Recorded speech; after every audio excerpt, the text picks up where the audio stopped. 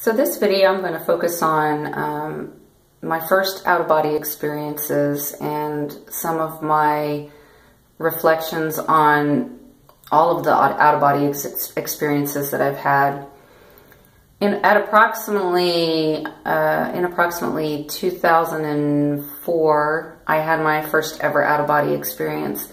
And I didn't know that's what it was at the time. I just suddenly found myself standing in the corner of my room in the dark, having an argument with a woman that I couldn't see about playing a tape or a CD too loudly. And I was telling her to shut it off, and she was being very rude and telling me that she wouldn't. And it was all very, very real. I thought I was awake. I was convinced I was awake. And the woman got very nasty, and her energy hit me like a ton of bricks. And this is what brought me back into my body, and it scared me because I was like, wow, what happened? Because I had thought I was awake, and then I had been hit with this force, like an actual explosion of negative energy. And it was very discombobulating for me. But then at the same time, it was very curious, and I was wanting to know more. What happened? You know, what was this that I just experienced? And my guides weren't very forthcoming with information other than to direct me towards books. And I found some book on astral travel. I can't remember what it is called now, but it explained what had happened. And then once I knew what it was, I began to try to have it again, to make it happen again. And what was funny about it is I didn't have to do anything except meditate. And the next thing I would know is I would be out of my body again. And the more that I did it, the easier it got. Some of my first out-of-body experiences were pretty funny because I would get so excited that I was out of my body that I would abort the experience and be back in my body and frustrated. Other times I would be out of my body and I wouldn't know how to move because when I tried to actually walk, I would just spin really fast. Or other times I would sink into the ground where I would feel the actual molecular structure of concrete or the wood of the bed or the fabric of my covers, which for someone who's new to astral travel and doesn't know much about it, is pretty strange. The feeling is unlike any other feeling that I have ever experienced. And it's not that it's scary, it's just strange. And anything like that, when you're out of body, will cause you to get overexcitement or just intense emotions. And any type of intense emotion I quickly learned would pull me right back into my body. Another thing, though, that I learned was that the closer I was to my body, the more likely I was to be pulled back into it. And I would immediately run as fast as I could away from my body, usually out the front door, because once I got a certain distance, then I would no longer feel my body, my physical body, and I was free to explore. My guide was always there. I could always feel him. And at this time, I'd met him in astral travel, face to face, and it's probably my most favorite memory. I was just sleeping, and one minute I was having some strange dream, and the next minute I was standing in this brilliantly white room, and in front of me was the most beautiful man I had ever seen in my life. He was approximately 5'7", probably my height, maybe 5'8", with golden tan skin and black hair that was about as long as my hair is now, but it was in thousands of teeny tiny little braids all over his head. He had nothing on from the waist up. From the waist down, he had what was like a loincloth type of a thing. I don't know, it was tan, and it had some embroidery or something on it in blues and reds. I wasn't really looking at that, though. I was looking at him and just astonished.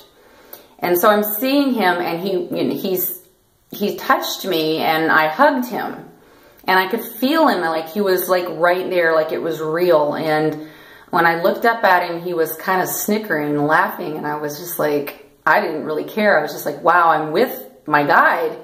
And then he said to me, and it was very audible, it was like like I'm hearing, like I hear someone else, or like you're hearing me now.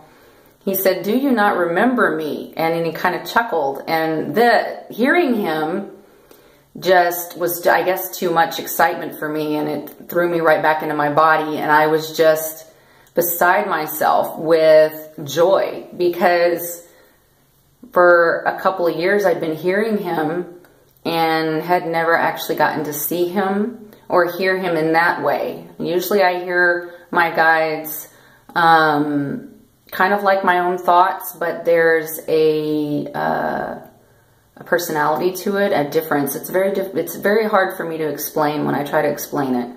But when you're out of body, everything is like it is when you're awake. So there he was, and I got to experience being right there with him in all ways that you can experience. And it was quite a wonderful, it's a wonderful memory. I will always hold it dear to my heart. I've had other excursions where I've been taken to other planets or other dimensions. And in one, I was actually led by my guide, who I call Stephen. And he was holding my hand, and we started flying over this magnificently beautiful planet with the buildings were on pieces of land that were floating in midair. And the buildings were very strange structures. In fact, we went inside of one, and when I went inside, I felt the urge to touch it. And when I did, I swear it was breathing. It was like the entire building was alive. And it was like, had like these, it was almost like a big accordion tube, like a circular tube. And as I walked down the halls, I was led to an area where there were beds that were all white, and they were separated by white sheets or linen, kind of like in the hospital, but there wasn't any hospital equipment. And each bed had a sleeping person in it, and each person was attended by one or more very solemn-looking individuals. At least that's how they appeared. And my guide told me that we were going to meet one of my friends. So we went to her bed, and there she was sleeping, and I could see above her almost like a movie playing out. And this was really surprising to me. I didn't understand it, and I was told that she was dreaming, and that I was witnessing one of her dreams. And I was able to confirm later with her that it was in fact one of her dreams, and that she actually owned the dress that I saw her in. She was attended to by a male figure who was very tall and wearing what appeared to be a white robe. And I was told that he was her guide or her assistant. And at the time, I was just really fascinated by the experience. But later on, I wondered about it. And it made me think that perhaps we are somewhere else in other bodies and projecting into these bodies. But, and you know, currently I'm pretty much convinced that there is some truth to that. But at the time it scared me. I wasn't ready to acknowledge that something like that existed. But the experience will forever be one that I cherish because of it. I was probably the most lucid that I've ever been in an out-of-body experience. And I did not want to leave. Wherever it was that I was or felt like my home. Gosh, I have so many stories, and you can check them out on my blog and read them for yourselves. They're not all there because there's just so many. I sometimes have 3 to 4 in a night, and I can't remember all of them. But if you're interested, they're on my blog. Just search keyword OBE or astral travel, and you should be able to find them. And I wanted to share those with you and my experiences so I didn't skip over that, because that's a very important part of my journey.